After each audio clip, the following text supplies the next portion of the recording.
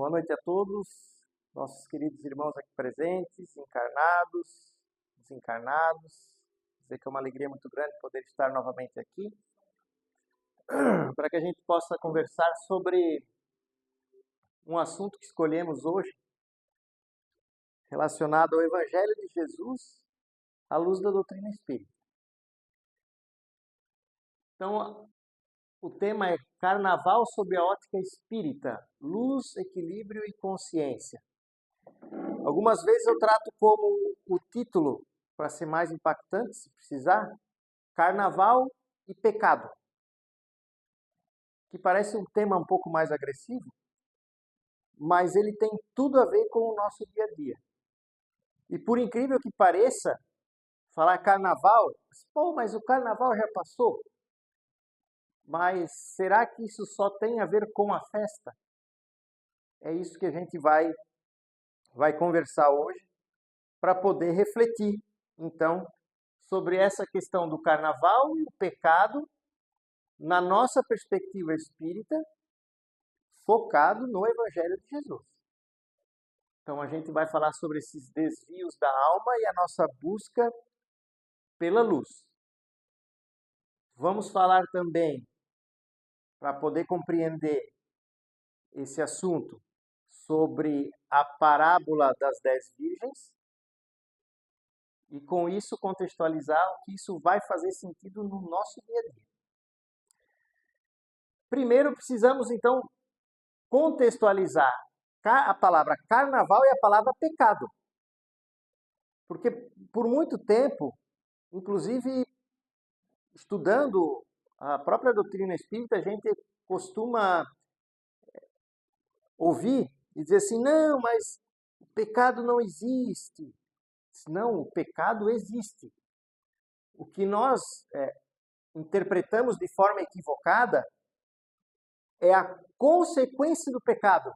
Por isso que na doutrina espírita costuma se dizer assim, não, mas o pecado da forma como se fala nas religiões tradicionais não existe. Ou seja, o ato do pecado, que daí eu vou explicar qual é o seu significado, ele acontece, mas a punição em relação a esse pecado é que é a nossa divergência. Que uns dizem que o pecado, quando cometido, você vai pagar eternamente. A doutrina espírita tem uma visão de que nada é para sempre. E para qualquer pecado, há uma salvação. Vamos então entender o que é essa palavra primeiro, para a gente desconstruir essa cultura que a gente tem de achar que não existe, que não tem o pecado. Vamos lá. O Livro dos Espíritos, o Allan Kardec, quando ele estava chegando lá no final, ele se incomodou com essa questão. Em relação à prestação de contas que nós temos relacionado com os nossos atos contrários às leis divinas. E ele, então, vai ter aqui no seu capítulo, a partir da questão 990, só perguntas tratadas em relação à expiação e arrependimento. Ou seja, expiação, você está resgatando o equívoco que você cometeu. E o arrependimento, ou seja, o sentimento que a pessoa tem em relação àquele equívoco que ela cometeu. E aí ele vai tendo várias perguntas. Várias. E quando ele chega aqui depois, ao final, ele vai chegar num momento que ele vai tratar sobre a duração das penas que são impostas de acordo com o equívoco que cada pessoa cometeu. E o que isso tem a ver com o nosso dia a dia? Bom, aí nós vamos ter que buscar o nosso conceito de certo e errado. Sempre aprendemos que Deus é eterno, é imutável, é imaterial, onipotente, onipresente, soberanamente justo e bom. Portanto, Deus, quando cria o universo, ele cria leis perfeitas, eternas e imutáveis. Muito bem. Quando a gente vai contra uma dessas leis, nós estamos cometendo um equívoco que precisa ser reparado, como a nossa lei normal. Nossa lei, nosso Código Penal, ele diz lá, ó, se você cometer tal crime, pena tanto tempo. E assim como aqui no Brasil nós não temos pena eterna, na lei divina também não existe pena eterna. Não existe. E é isso que o Allan Kardec vai tratar aqui a partir da questão 1003, a duração das penas futuras. Ou seja, o que vai nos acontecer. E aí na pergunta 1009 é que nós vamos então encontrar a resposta para a definição do pecado. E a pergunta que discorre isso tudo é assim, ó. Segundo então o entendimento que ele estava discorrendo, as penas impostas não seriam jamais pela eternidade? E aqui a pergunta foi de tamanha importância que quem respondeu foi Santo Agostinho, Lamennais, Platão e Paulo, o apóstolo. Essas pessoas vieram e cada um deu uma parte da resposta para essa pergunta. Tamanha a importância e tamanha a cultura que existia na humanidade na época e tem muita gente ainda hoje. E aí o Paulo ele vem e nos dá esse conceito. E ele diz o seguinte, que o pecado é quando a criatura, ou seja, nós, ela, por um desvio de conduta, ela comete um falso movimento que o desvia das leis divinas. Ou seja, o pecado é um falso movimento da nossa alma em relação à justiça divina. Então, sempre que a gente faz algo errado, e aí como é que eu sei quando é errado? Você vai sempre perguntar se aquilo que eu estou fazendo eu gostaria que fosse feito para mim.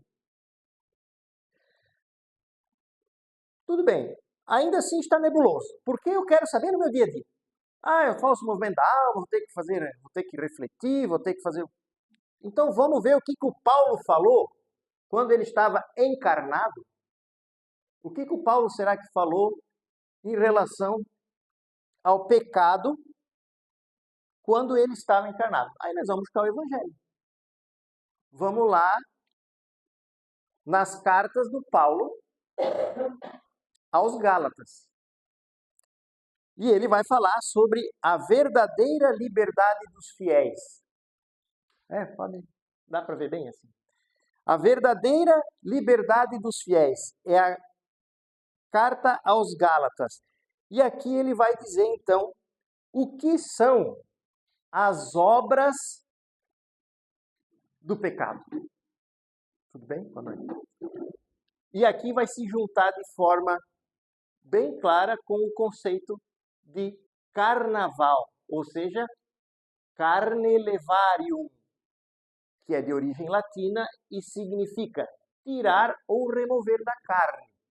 Então a gente tem aquela concepção, o que é o carnaval? Porque o carnaval foi uma instituição religiosa que tinha como objetivo a preparação para o sacrifício de Jesus e se queria, nesse período de 40 dias, retirar a carne. Mas será que essa carne é o quê? É o filé mignon? É um churrasco que é para tirar? Porque hoje a gente tem uma tradição, não pode comer carne. Alguns na quaresma, outros na sexta-feira santa. Será que é essa carne de comer que eles estão falando aqui? Muitas vezes estamos interpretando de forma equivocada e literal. Não é essa a ideia. Aqui, é sem carne na sexta-feira santa, é sem carne nos 40 dias que antecedem a crucificação de Jesus. Não é isso, gente. Não é isso. Então, vamos lá no Paulo para definir isso. E o Paulo, ele escreve assim: ora, as obras da carne são manifestas. Ou seja, qualquer um consegue olhar, qualquer um consegue ver. Basta estar atento. Tudo bem. Mas ele é mais incisivo. E agora ele vai começar a dizer quais são. E aqui ele começa então. Primeira, fornicação. Fornicação. São atividades sexuais desregradas. Ah, então quer dizer que não pode fazer sexo? Tem o filme Sexo e Destino, tem o livro Sexo e Destino, quem tiver interesse, leia e compreenda melhor. Mas o sexo no casamento, de forma consentida, com amor, com compromisso entre o casal, é divino.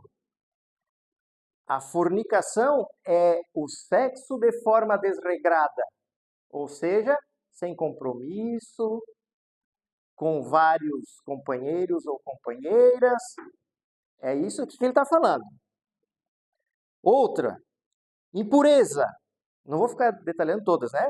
Tem muitas que são óbvias. Libertinagem, idolatria. E a idolatria equivale para a idolatria da época, que era idolatrar estátuas, mas vale para hoje, idolatrar pessoas, idolatrar o dinheiro, idolatrar só o trabalho. Os ídolos só mudam com o tempo. Não nos enganamos. Feitiçaria, o que aqui não entra, não é mediunidade. Aqui a feitiçaria, nós vamos encontrar um outro conceito, é utilizar essas forças que nós estudamos aqui quando a gente vai estudar o livro dos médiuns, por exemplo, você vai compreender a utilização das energias, do fluido cósmico universal, a manipulação disso por um encarnado que nós chamamos de médium, mas tem gente que usa isso para fazer o mal para o outro. Ah, mas é difícil de ver isso. Não, vai caminhando que tu vai encontrar num poste. Traga o seu amor em 5 dias. O seu dinheiro é utilizar de forma equivocada para as coisas materiais. É isso aqui, a feitiçaria, que existe, nós sabemos que existe. Como funciona? Valeria um tema só para abordar. Ódio, rixa, ciúme, ira, discussão, discórdia, divisão. Só olhar na rede social. Não precisa nem... É tão manifesto que hoje você olha aqui no seu celular que você vai encontrar tudo isso. Tudo isso. Esses são as obras da carne, são os pecados da carne. Divisões, inveja, bebedeira, orgias e coisas assemelhadas a essas. Tanto é que por causa dessas orgias, que era uma festa em que tinha tudo, comida em excesso, bebida em excesso, sexualidade em excesso, desrespeito em excesso, é que surgiram, né, da época do Império Romano, esse tipo de evento, que surge essa tentativa de retirar a carne, tirar esse tipo de situação das pessoas, porque isso aqui era o convívio deles. Tanto é que no Império Romano existia um local apropriado para que durante essas orgias que duravam dias, a pessoa pudesse comer, beber, praticar sexo, de tudo quanto é forma que pudesse, mas pô, chega uma hora que teu estômago não aguenta mais. Então eles tinham os vomitórios, que são espaços específicos para ir lá, botar para fora e começar tudo de novo. É o excesso. Ou seja, tudo que vai e que vem em direção à saciedade das paixões, daquilo que são as necessidades do corpo utilizadas de forma equivocada. Porque tudo que é feito de forma equilibrada é saudável. Como o sexo, como o amor, como várias questões são importantes e são feitas de forma comedida, estão perfeitas. Então, o Paulo nos dá aqui e coisas semelhadas a estas. Porque tem muita outra coisa. Aqui ele falou das questões da carne, mas tem as questões morais. Então, ele reafirma que a estas, a respeito das quais eu vos previno, como já vos preveni, os que praticam tais coisas não herdarão o reino de Deus. Beleza, o que é o reino de Deus? O reino de Deus é a transformação moral do indivíduo. Lembra que Jesus falou? O meu reino não é desse mundo, e também não é desse mundo, e não é um mundo que vai estar em algum lugar. O reino de Deus é a instalação no coração do ser humano da sua transformação moral e da sua melhora. E uma pessoa consegue melhorar praticando fornicação, libertinagem, feitiçaria, ódio, rixa, ciúme, ira, discussão, divisão, bebedeira, orgia. Não consegue. É isso que o Paulo está dizendo. E quando você faz isso, você está fazendo um falso movimento da sua alma. Se você acha que está certo você sair para todo dia de noite, encher a cara, ou chegar em casa, brigar com a família e acha que isso está tudo certo, prejudicando a outras pessoas que estão ao seu redor, essa é a reflexão que tem que ser feita e que é trazida para cá. Portanto, o carnaval tinha essa concepção à época que foi criado. Foi um evento religioso, foi uma festa religiosa. Então, eles queriam que prevalecesse a vontade do espírito em se melhorar, em se transformar numa pessoa melhor.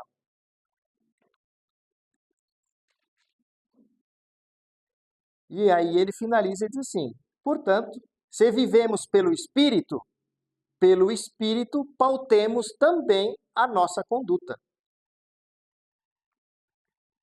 Carne e espírito.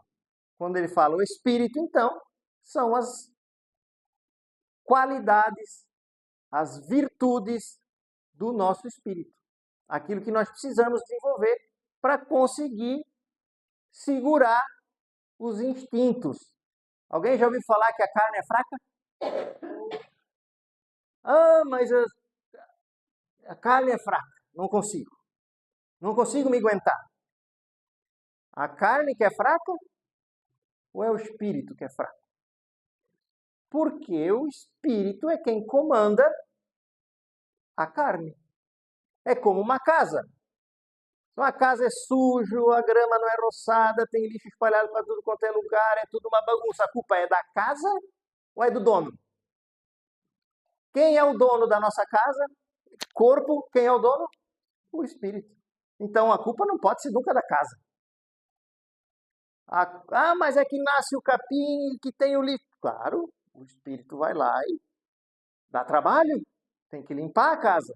Tem que tirar o capim, tem que juntar o cocô do cachorro, tem que limpar o gato, tem que fazer, tem que varrer por causa da poeira que vem. É o sacrifício da nossa limpeza.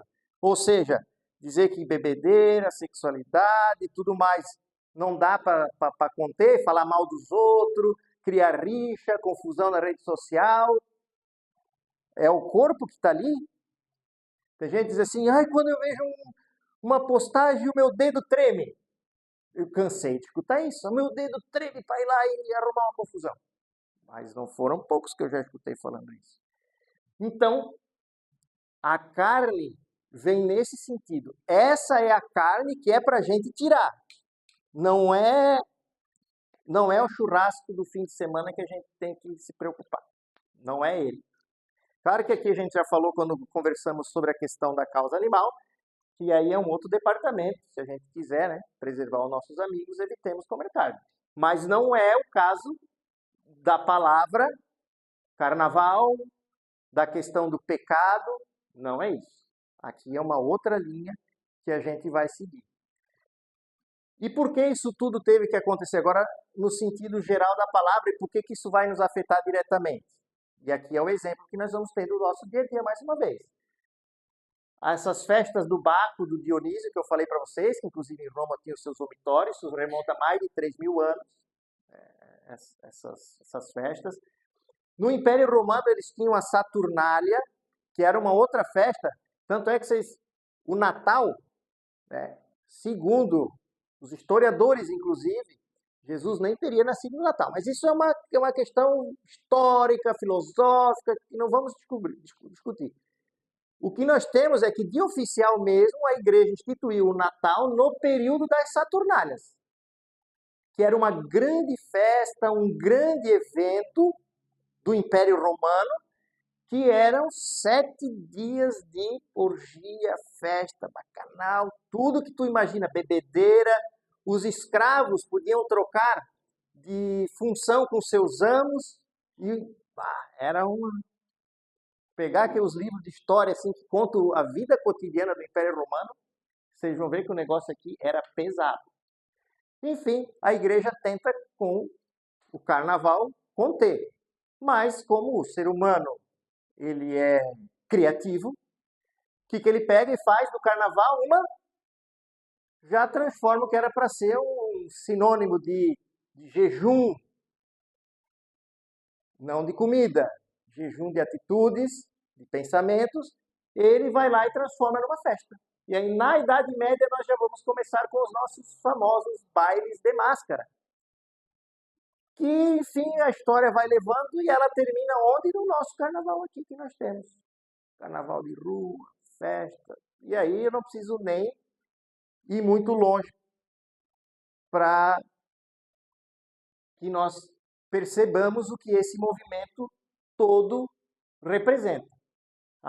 O carnaval, assim, é um resquício de barbárie. As pessoas botam a máscara, porque a máscara sempre foi um sinônimo de se esconder. Por isso que a rede social mostra muito quem são as pessoas, porque ela acha que está protegida pelo teclado ali, pela tela, mas a pessoa se mostra, não se mostrando. Então ela extravasa, é como a máscara do carnaval, e aí gente que se veste de um jeito, que se veste de outro, que se transveste, que faz tudo. Aí é bebedeira e tal, confusão. E aí a doutrina espírita vem e nos mostra outro lado. Como nós sabemos que a vida plena acontece não só aqui no mundo material, mas também no mundo espiritual, e existe esse intercâmbio de energias. Que energia está sendo produzida para as pessoas que praticam esse tipo de questão, de situação, de festa, de abuso? Esse tipo de energia vai atrair o tipo de espírito que gosta daquilo. E aí é uma simbiose completa do espiritual com o material. A psicosfera nossa fica contaminada. Contaminada. Porque essas são pensamentos, são atos, são ações que geram e produzem energia. E essas energias vão estar ao nosso redor. Então, essa festa, esse carnaval, olha o que o Bezerra de Menezes diz. O carnaval é uma festa que ainda guarda vestígios de barbárie e do primitivismo que ainda reina entre os encarnados. Primitivismo. Então, se nós estamos assim, será que a nossa regeneração planetária, a gente não vai virar um mundo melhor? Isso vai virar, quando nós nos transformarmos em pessoas melhores. Enquanto ainda a gente tiver com essas questões que são relativas ao nosso primitivismo, o planeta também não vai evoluir, porque estamos todos aqui juntos nesse barco.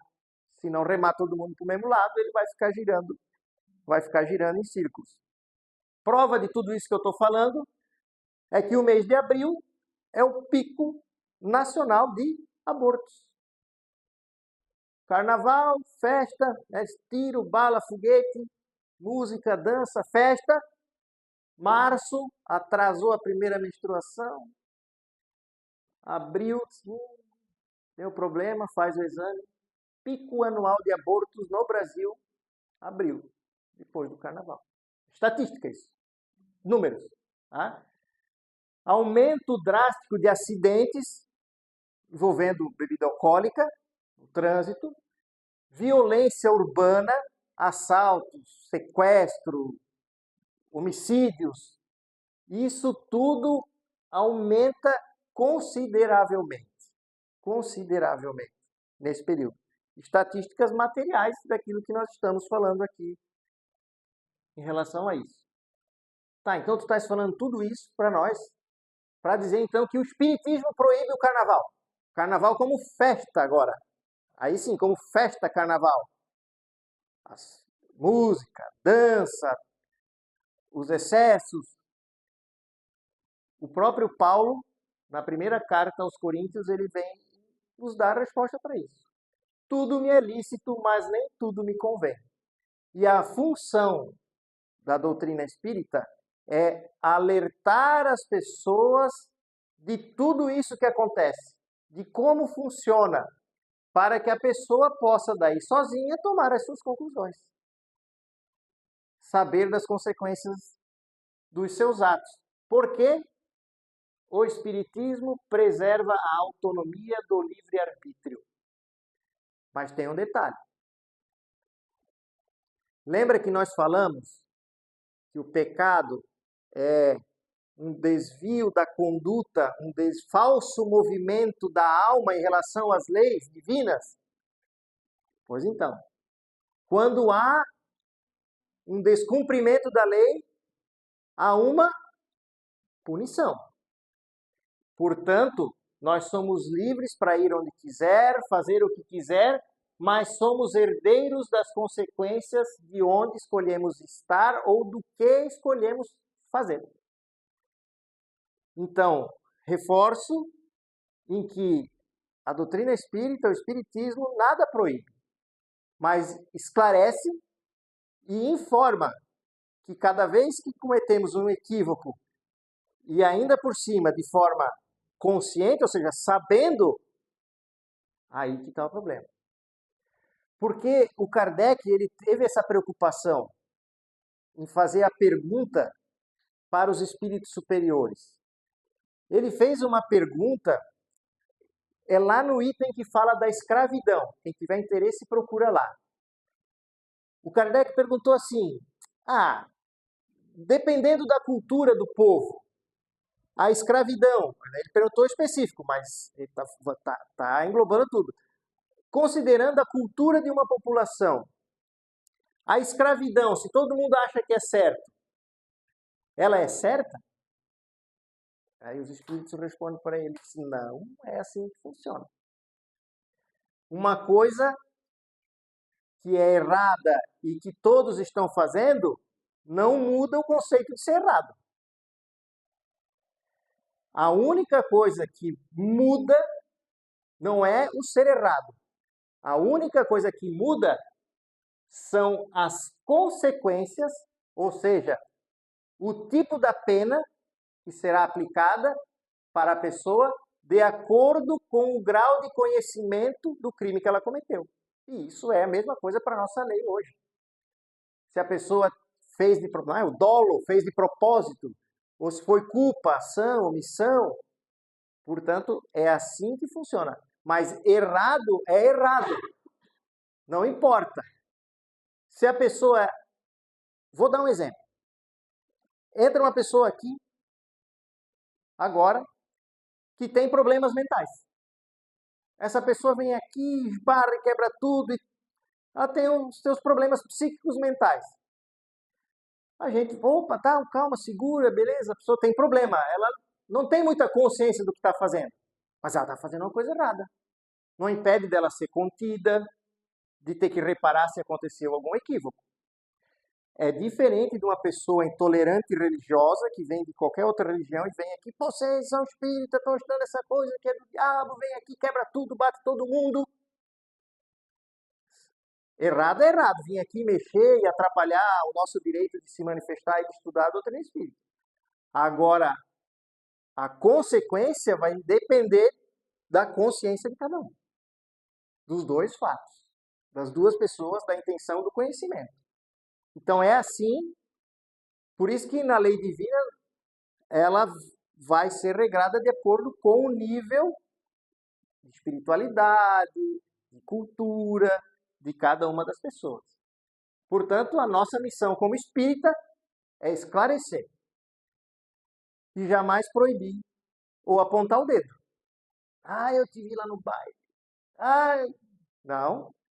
O espiritismo vai alertar como funciona e qual seria a ideia de bom proceder em cada uma dessas situações. Muito bem. Tendo em vista esse cenário de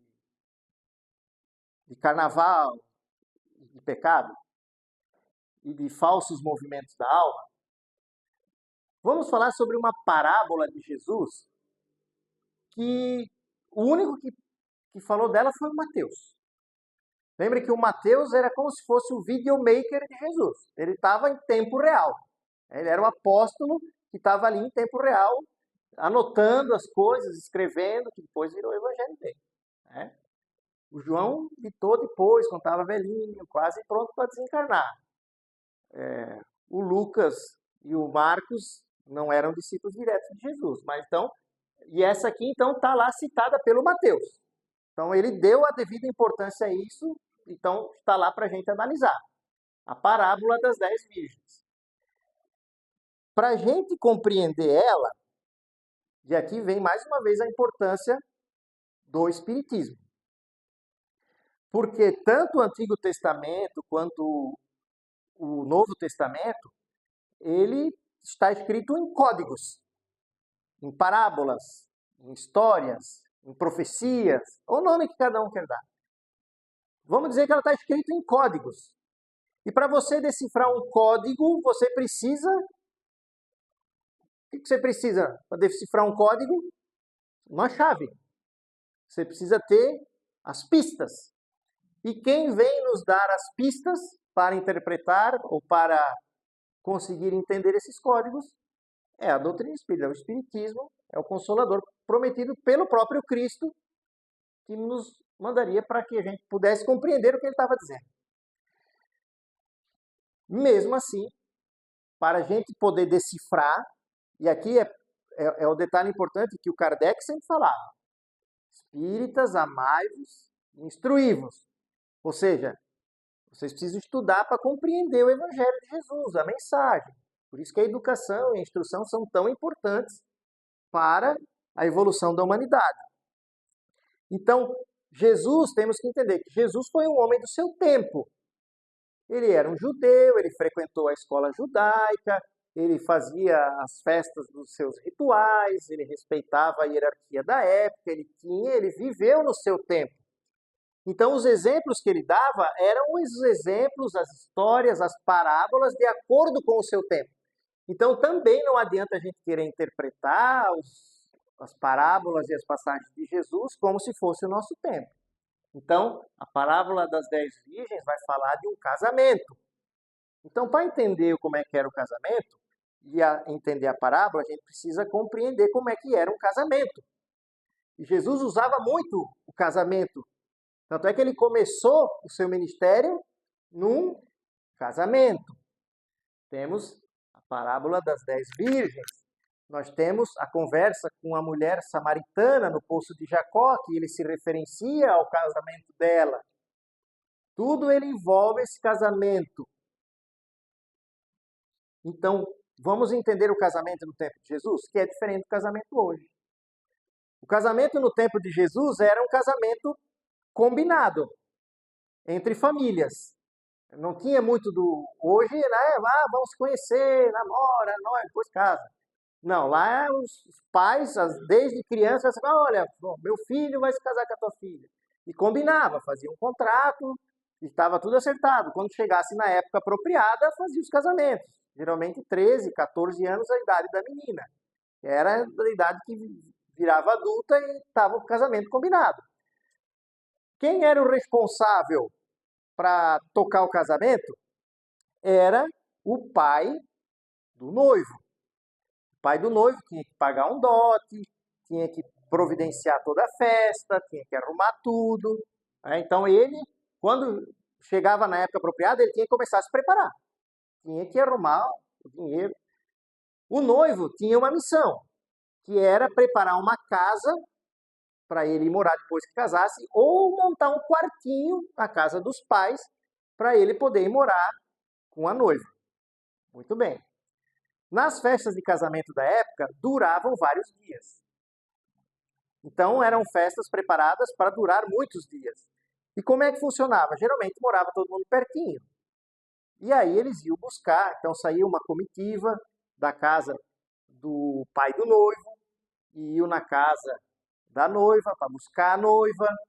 O noivo, hoje a gente tem os padrinhos, não tem os padrinhos? Tem os padrinhos, não tem? Hoje é tudo em casalzinho, bonitinho, ó, casal desse, casal daquele. Na época o noivo tinha um amigo, o amigo do noivo, que tinha várias funções, dentre elas ser o mestre de cerimônias do casamento, ficar lá no quarto do casal. Já ouviram falar na noite de núpcias, na lua de mel? Pois é, eles também tinham isso. E quem ficava lá fora da porta para ninguém atrapalhar, para ninguém espiar, é o amigo do noivo. Ficava esperando o casamento ser consumado. Depois ele ia festejar, fazia tal. Então, o amigo do noivo era uma pessoa muito importante, né? Era uma pessoa muito importante. Não é à toa que o João Batista também se refere a isso, né? Ele se refere a ele como sendo o amigo do noivo. Ele não é o noivo, ele é um amigo só do noivo. Quando pergunto para eles se ele era o Cristo. Então, a noiva tinha como se fossem as suas madrinhas. Ela tinha as suas madrinhas, que eram 10 virgens. As 10 virgens. Vejam que esses números, né, sempre aparecem igual lá na Bíblia. 7, 10, sempre 12. Por quê? Porque 12 eram as 12 tribos de Israel. 10 é porque depois elas brigaram, 2 para um lado, 10 para o outro. Tudo é simbólico, os números, para referenciar e dar importância para eles. Né? Então a noiva tinha as suas 10 amigas, que eram também, como a noiva, uma virgem. Então, essas 10 virgens estavam lá, preparadas. Né? Então, quando o pai do noivo dissesse, olha, tá tudo certo, chegou aqui a carrocinha com o vinho, com a comida, o salão está enfeitado, está tudo bonito, vamos fazer a festa. Então, vamos buscar a noiva. E eles iam buscar, e eles não sabiam que era, porque não tinha WhatsApp, né, para avisar, não dava para mandar, como o correio também não mandava. E a noiva tinha, ó, o casamento é no tal dia, vocês ficam esperando.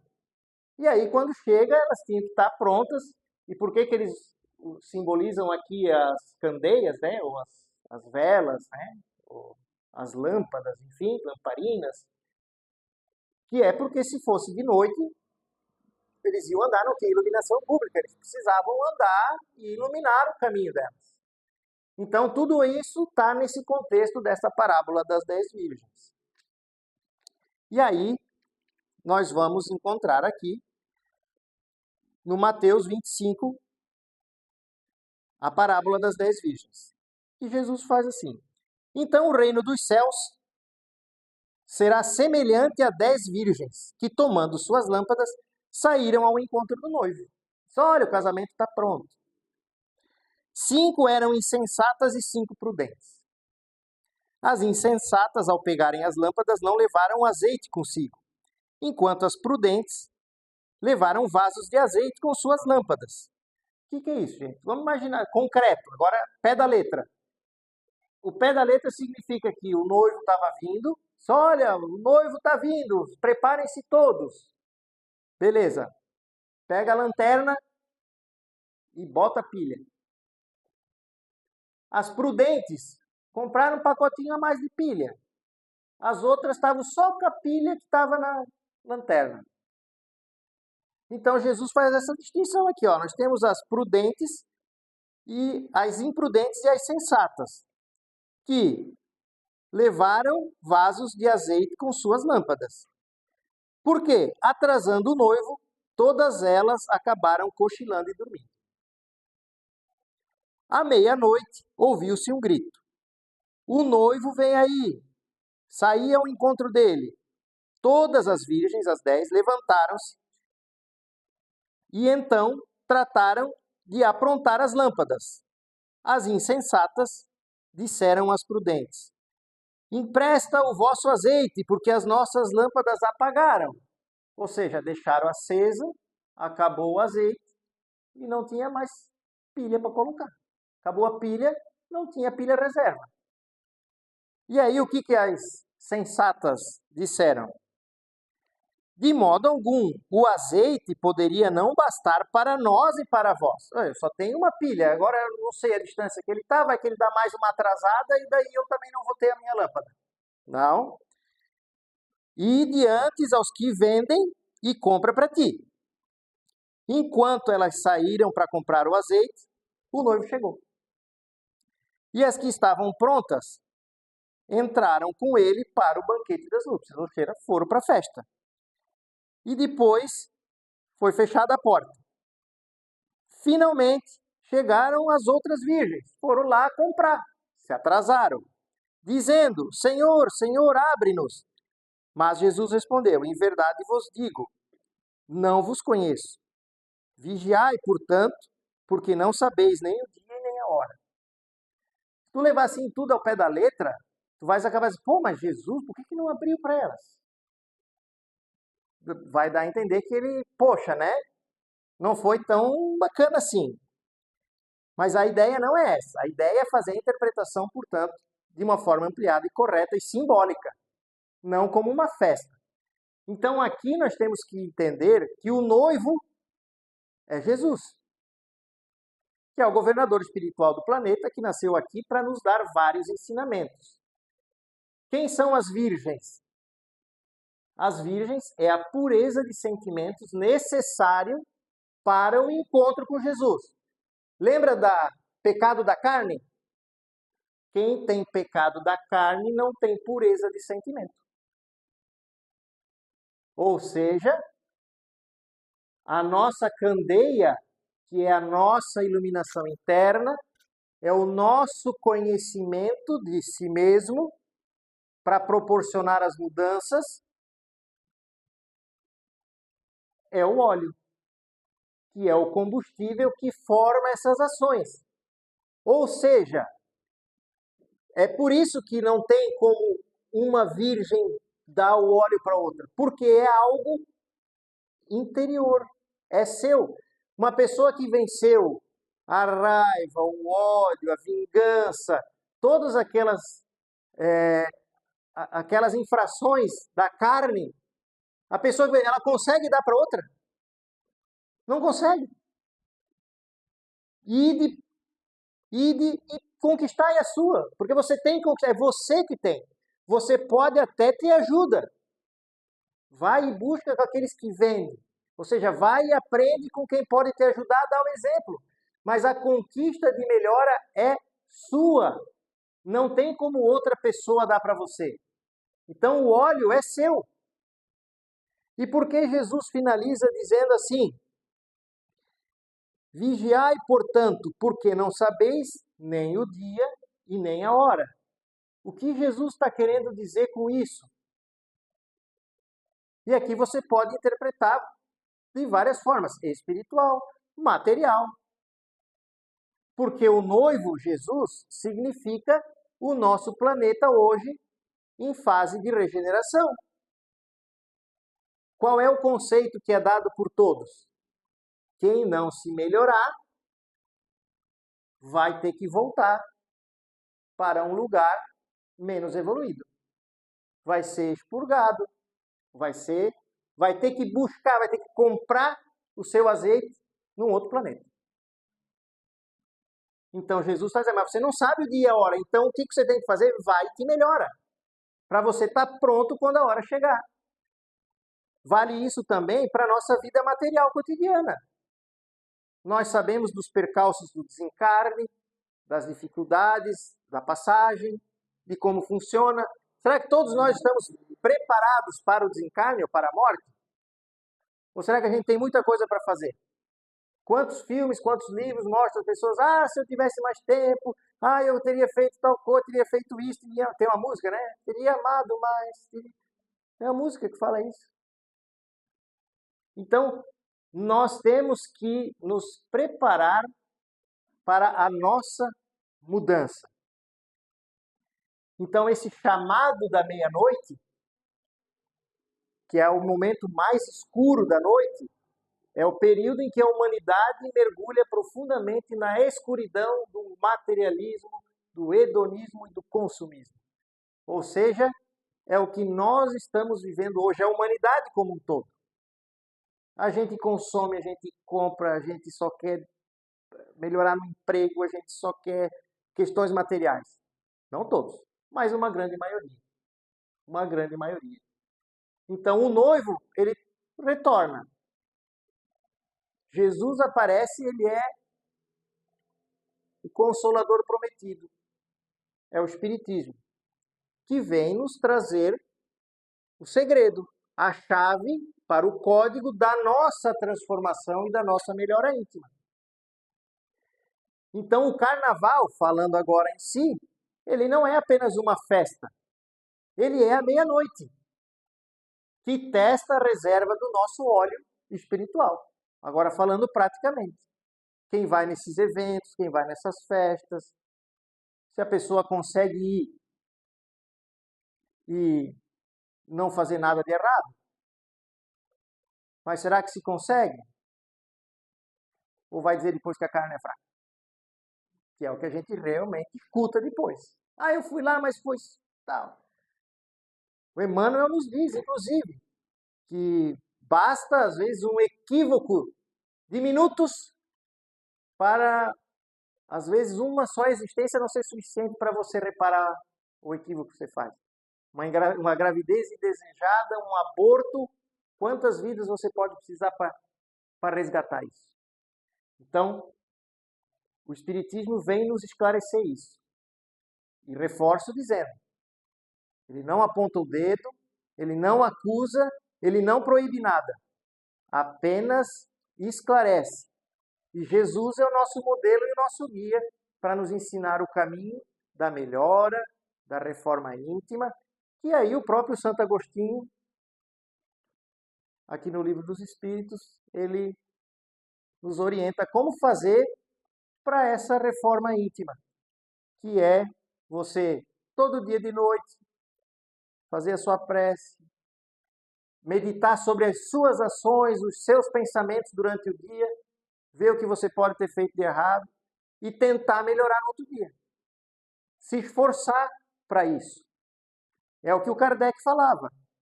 O verdadeiro espírita, o verdadeiro cristão, se reconhece não por ser puro, mas pelo esforço que ele faz para se transformar em puro.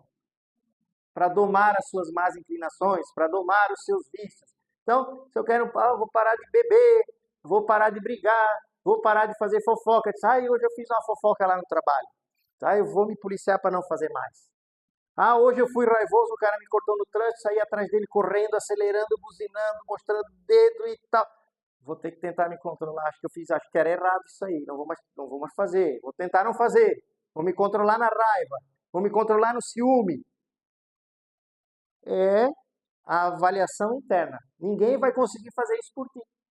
Portanto, esse óleo é você que vai produzir. Muito obrigado a todos pela paciência, mais uma vez pelo convite, e precisando, estamos à disposição. Até a próxima oportunidade.